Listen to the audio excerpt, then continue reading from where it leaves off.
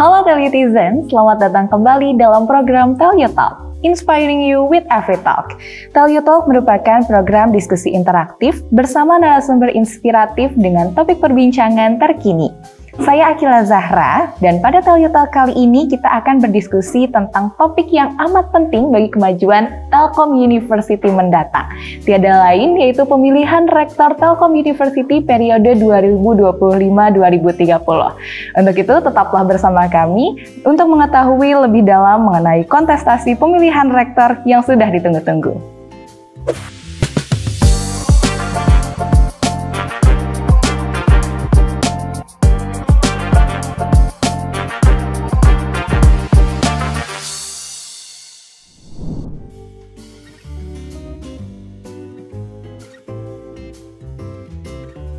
Sebelum beranjak ke diskusi, mungkin saya harus sedikit menceritakan terlebih dahulu terkait pemilihan rektor periode 2025-2030 ini. Pemilihan rektor TELU merupakan momen krusial yang digelar secara rutin dalam periode 5 tahun sekali, yang sebelumnya telah dilaksanakan pada tahun 2019 untuk memilih rektor periode 2019-2024. Dan setelah melalui masa transisi rektor tahun 2024-2025, pemilihan rektor kali ini digelar pada tahun 2025 dengan tema Future Rector. Tentu akan menarik sekali membahas mengenai hal ini lebih dalam langsung bersama panitia pemilihan rektor TELU tahun 2025.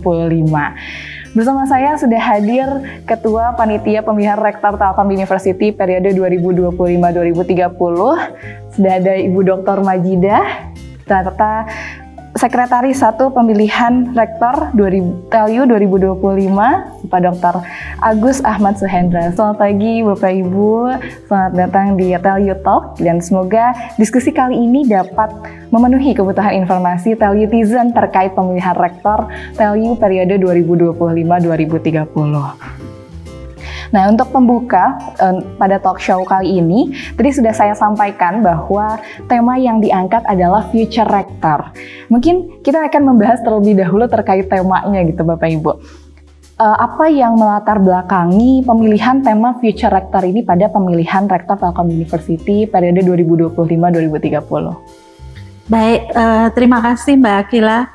Yang melatar belakangi tema tentang Future Rector tersebut, ini adalah relevan dengan visi Telkom University, yaitu menjadi National Excellent Entrepreneurial University, yang mana diharapkan pada tahun 2028 dapat diwujudkan, dan juga harapannya bisa berkontribusi pada tujuan pembangunan berkelanjutan. Jadi artinya bahwa keberadaan Telkom University sebagai the best private university di Indonesia ini tentunya menunjukkan bahwa peran Telkom University itu merupakan rahmatan lil alamin. Mudah-mudahan rektor yang akan nanti terpilih tersebut bisa mewujudkan harapan kita semua sebagai warga Telkom University. Baik. Lebih lanjutnya, siapa saja Bu tim yang terlibat dan bertanggung jawab atas pelaksanaan pemilihan rektor periode 2025-2030 ini? Kita ya Pak, mungkin Pak Agus bisa menambahkan untuk itu Pak, mangga. Iya, jadi barangkali sebelum beranjak ke pertanyaan kedua, jadi kalau tadi disampaikan Bu Majidah bagaimana tema pemilihan ini dikaitkan dengan Venstra, dikaitkan dengan komitmen institusi kita untuk berkontribusi pada dunia, itu sebetulnya yang disampaikan merupakan tahapan dari apa yang menjadi komitmen institusi ini melalui tagline-nya yang namanya Creating the Future. Sehingga kata future inilah yang sedikit mengikatkan pada proses pemilihan rektor kali ini. Jadi untuk meng-create masa depan yang gemilang, yang cerah, itu salah satu tahapan yang akan kita lalui adalah mensukseskan Renstra dalam 5 tahun pertama. Kemudian dalam jangka panjang di 2038 menjadi Global Entrepreneurial University, dan itu adalah merupakan wujud dari kontribusi kita kepada dunia, ya, contribute to the world. Nah, barangkali itu sedikit tambahan. Nah, terkait pertanyaan kedua tadi, siapa saja unsur yang terlibat di dalam pemilihan rektor ini, seluruh proses pemilihan rektor ini diatur di dalam peraturan Dewan Pengurus, ya, dalam bentuk pedoman tata tertib pemilihan rektor. Di mana di dalam pedoman tata tertib pemilihan rektor ini, unsur panitia itu terdiri dari pertama unsur perwakilan yayasan, yang kedua adalah unsur perwakilan universitas, dan yang ketiga adalah unsur pendukung teknis. Nah, yang perwakilan universitas itu terdiri dari perwakilan senat, ya, kemudian ada perwakilan fakultas, dan ada perwakilan kampus cabang, gitu ya. Jadi cukup representatif dan cukup banyak yang terlibat, karena salah satu prinsip yang kita coba ingin tegakkan di dalam proses pemilihan rektor ini salah satunya adalah partisipatif. Jadi kita memaksimalkan sebanyak mungkin sivitas akademika terlibat di dalam proses ini, karena ini adalah hajatan kita semua, sehingga seyogianya sebanyak-banyaknya pihak terlibat di dalam proses ini, yang direpresentasikan salah satunya melalui komposisi dari panitia pemilihan rektor ini. Itu barangkali gambarannya. Baik, terima kasih Pak. Dengan panitia yang tadi telah terbentuk begitu, seperti apa persiapan yang sudah dilakukan untuk pemilihan rektor kali ini? Baik, untuk persiapan dan juga agenda pemilihan rektor sesuai dengan timeline kegiatannya sangat padat sekali, karena kami harus mampu menyelesaikan kegiatan ini dalam waktu 1 bulan, di mana dimulai dari workshop yang pertama diadakan oleh Yayasan Pendidikan Telkom mulai tanggal 31 Januari sampai dengan 30 Januari sampai dengan tanggal 1 Februari ya Pak ya. Iya, itu persiapan awal, kemudian pembentukan panitia yang ditetapkan oleh yayasan, dan panitia sudah mulai harus bekerja untuk menyelesaikannya nanti sampai dengan puncak acara itu akan diadakan hearing di tanggal 20 dan 21. Dan diharapkan di tanggal 25 Februari kelak sudah mulai adanya pelaporan yang kemudian adanya pelantikan ya Pak Agus. Ya. Mungkin Pak Agus juga bisa menambahkan, mangga Bapak. Iya, jadi secara umum proses yang kita lalui di dalam pemilihan rektor ini meliputi yang pertama tahap persiapan tentu saja, mulai dari kita menyusun tata tertib, pembentukan panitia dan seterusnya. Ya, tahap kedua adalah penjaringan. Jadi dari tata tertib kita melihat ada sejumlah persyaratan umum dan persyaratan khusus yang itu menjadi pijakan siapa saja kandidat yang eligible. Nah, itu yang kita lakukan proses penjaringan. Nah, tahap ketiga adalah penyaringan. Jadi penyaringan ini adalah merupakan proses bagaimana kita melakukan prinsip meritokrasi, menilai seluruh kandidat yang ada berdasarkan kriteria-kriteria yang kita inginkan untuk pimpinan kita di masa depan. Nah, baru tahap keempat itu adalah pemilihan dan penetapan. Nah, untuk tahap keempat itu ranahnya sudah ranah yayasan. Jadi panitia hanya sampai pada penjaringan dan penyaringan yang kemudian kita laporkan melalui rapat pleno senat, dan kemudian rapat pleno senat mengirimkan ke yayasan. Jadi kita hanya sampai di dalam proses penyaringan saja, sementara pemilihan dan penetapan itu adalah ranahnya di yayasan. Yang tadi disebutkan bahwa tahap kedua adalah penjaringan, Pak. Tentu ada kriteria-kriteria, ada syarat-syarat yang harus dipenuhi oleh para bakal calon rektor. Apa saja kriteria dan persyaratan tersebut? Ya, baik. Kami sudah menyampaikan, mencoba mengidentifikasi dengan seluruh elemen yang tadi sudah disampaikan oleh Pak Agus. Akhirnya bisa dikerucutkan sehingga ada academic key factor for success. Yang pertama tentunya karena berbicaranya untuk masa depan Telkom University, nah kandidat rektor tersebut itu diharapkan memahami tentang visi, wawasan, dan strategi pengembangan Universitas Telkom. Nah, ini tidak sekedar memahami, tentunya benar-benar yang memiliki kemampuan menetapkan sasaran jangka panjang sesuai dengan yang tadi sudah disampaikan dalam konteks visi misi Telkom University serta Renstra. Kemudian tentunya ada 3 aspek yang harus dimiliki yang terkait dengan kepemimpinan, yaitu kepemimpinan operasional yang ditunjukkan dengan manajerial, kemampuan manajerial, kemudian kepemimpinan organisatoris, yaitu yang terkait dengan bagaimana ketika dihadapkan dengan berbagai hal untuk melakukan pengambilan keputusan, dan yang ketiga adalah kepemimpinan publik, karena ini juga sekaligus untuk menjawab contribute to the world tadi yang dalam konteksnya dengan kepemimpinan. Lalu tentunya Rektor Telkom University tersebut memiliki wawasan dan pengalaman entrepreneurial sesuai dengan visi dan misi yang sudah diterapkan. Kemudian memiliki kemampuan dalam membangun network dengan berbagai pihak, dan juga karena keunggulan Telkom University salah satunya di bidang ICT, tentunya juga dapat menyiapkan renstra atau tepatnya roadmap dalam kaitannya dengan digital leadership, lalu orientasinya ke customer, itu customer fokus. Kemudian tentu yang menjadi dasar adalah reputasi akademik yang excellent, serta yang sangat penting lagi menjadi pilar adalah 3 pilar utama kita sebagai core value, yaitu harmony, excellence, integrity.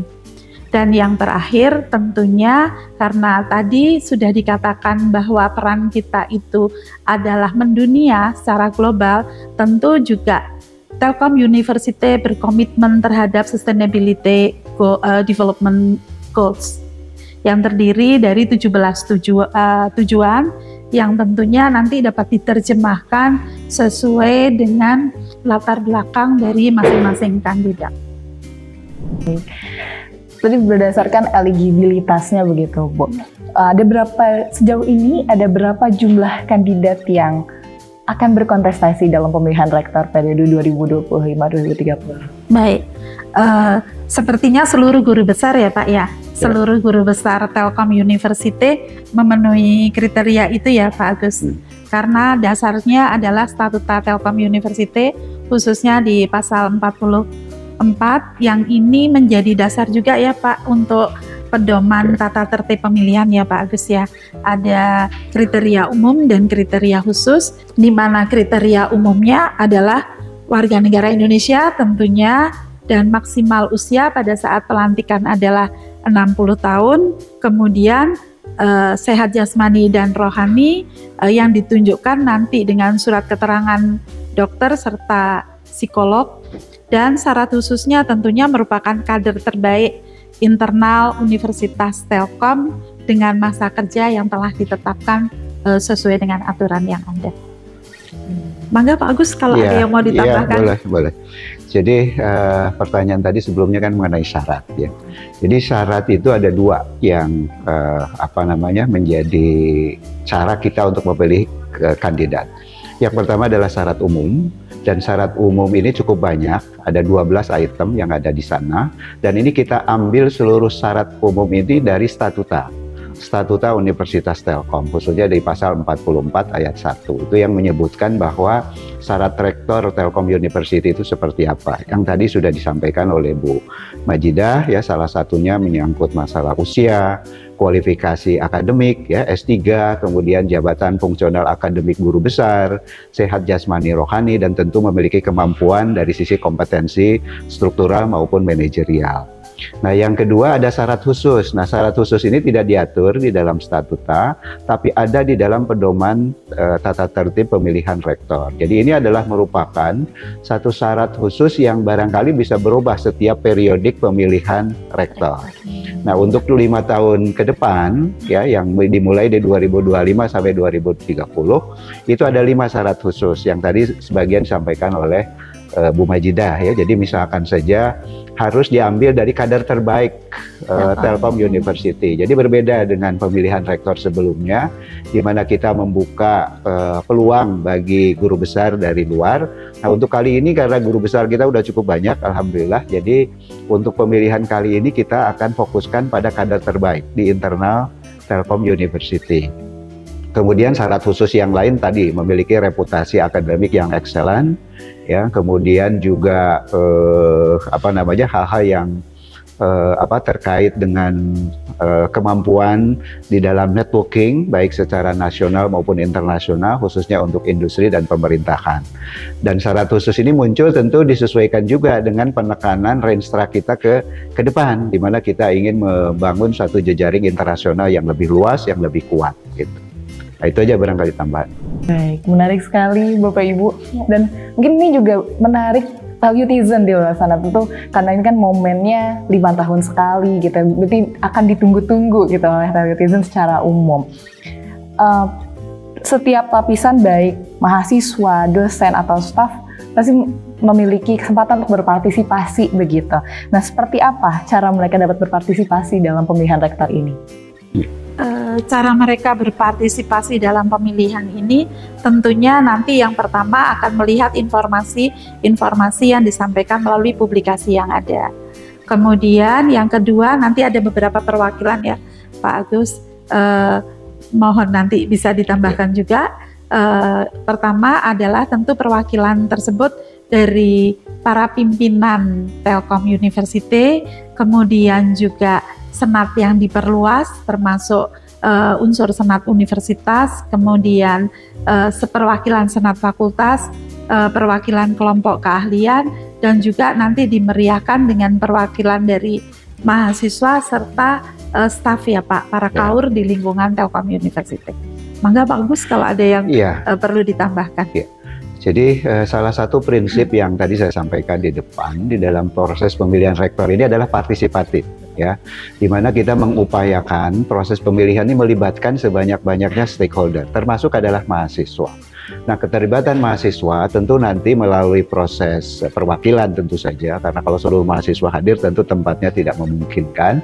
Itu nanti kita fasilitasi pada saat kegiatan public hearing, di mana di situ perwakilan mahasiswa bisa melihat secara langsung, mendengar, berdiskusi, bertanya kepada para kandidat yang nanti sudah ditetapkan untuk ikut kontestasi. Tetapi tentu harus dibedakan dengan proses penilaian atau pemilihan. Nah, di dalam proses penilaian memang sudah diatur di dalam pedoman tata tertib, itu yang menilai adalah perwakilan senat yang diperluas. Artinya senat yang sekarang itu punya hak untuk menilai, ditambah dengan beberapa unsur yang diatur di dalam statuta yang terbaru. Yaitu yang pertama, seluruh wakil rektor itu akan masuk di dalam tim penilai. Kemudian yang kedua,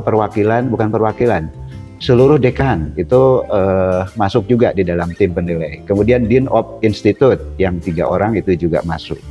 Kemudian perwakilan dari kampus cabang itu juga masuk di dalam proses penilaian. Jadi banyak yang terlibat di dalam proses penilaian ini, dan tentu aspirasi dan masukan dari seluruh mahasiswa atau seluruh stakeholder itu bisa dilewatkan melalui perwakilan-perwakilan ini. Ya, jadi sehingga keterlibatan mahasiswa itu bisa secara langsung pada saat proses public hearing atau tidak langsung melalui para perwakilan yang nanti akan hadir di dalam proses penilaian gitu ya. Nah, itu kira-kira mekanisme yang kita buat semacam itu. Baik Pak, berarti secara tidak langsung proses ini tentu akan menuntut adanya transparansi dan akuntabilitas begitu ya Pak terhadap panitia pemilihan rektor itu sendiri. Bagaimana Pak, perencanaan komunikasi yang disiapkan oleh panitia pemilihan rektor untuk mengomunikasikan segala bentuk informasi terkait pemilihan rektor kepada Civitas Telkom University? Baik, betul bahwa masalah transparansi menjadi concern bagi panitia, dan ini ditunjukkan juga melalui publikasi atau kemudahan akses nantinya melalui beberapa media yang ada di kampus, dan juga ada media kampus yang juga bisa diakses oleh berbagai pihak, misalnya melalui Instagram, dan ada juga website khusus untuk pemilihan rektor Telkom University yang nanti siapapun juga bisa mengakses. Karena sebetulnya kriteria utama transparansi itu kemudahan akses, siapa saja bisa mengikuti atau memperoleh informasi tersebut ya Pak Agus ya. Termasuk nanti juga hasil dari pemilihan ya Pak ya. Ya, intinya bahwa semua stakeholder tuh mendapatkan informasi yang sama terkait proses dan tahapan pemilihan rektor ini. Makanya by design dan diimplementasikan secara terus-menerus kita membangun komunikasi baik melalui media internal maupun eksternal. Media eksternal yang sekarang ini kita lakukan salah satunya melalui media-media sosial yang dimiliki oleh Telkom University, termasuk tentu kegiatan di pagi hari ini.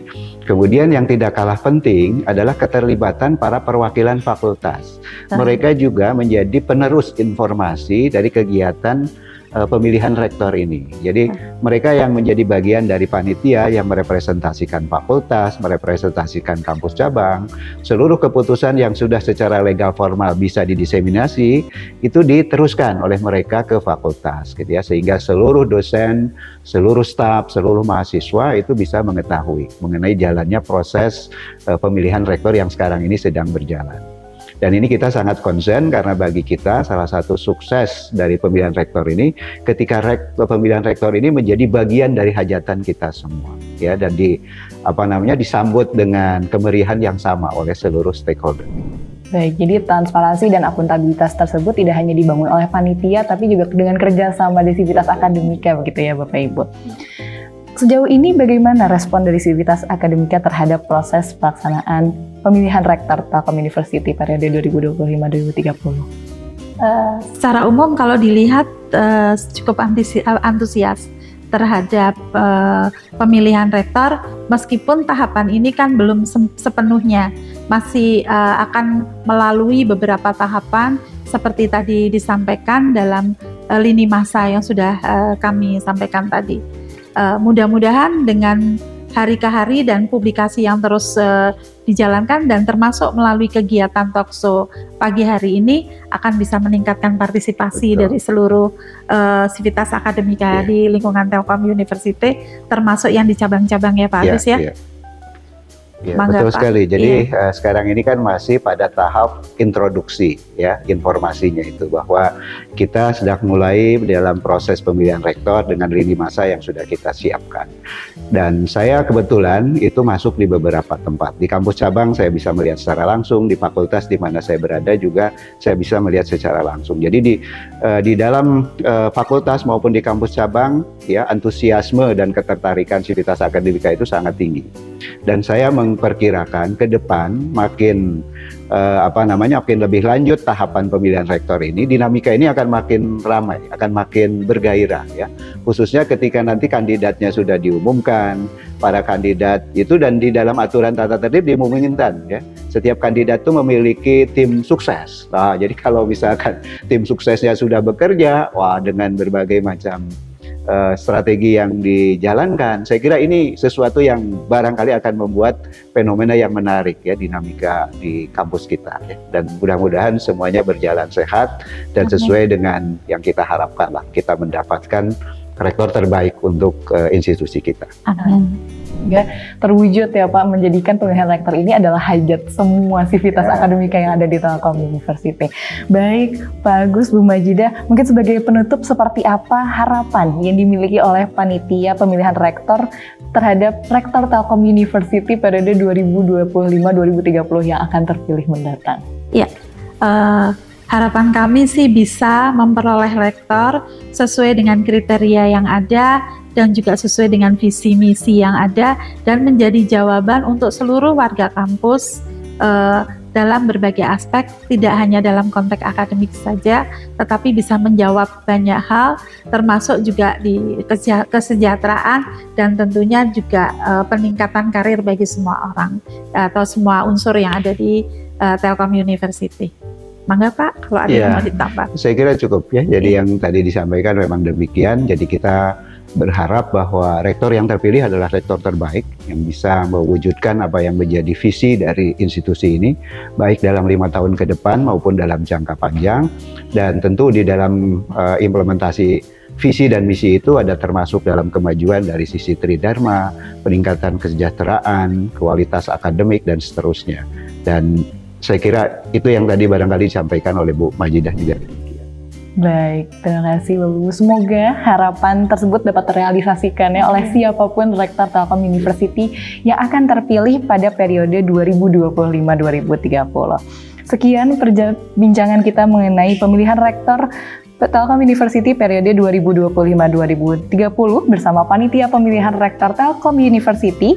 Terima kasih Bu Majidah, terima kasih Pak Dahmar Agus, dan juga terima kasih Telitizen telah menyaksikan Telyu Talk kali ini. Saya Akila Zahra, sampai jumpa pada Telyu Talk berikutnya.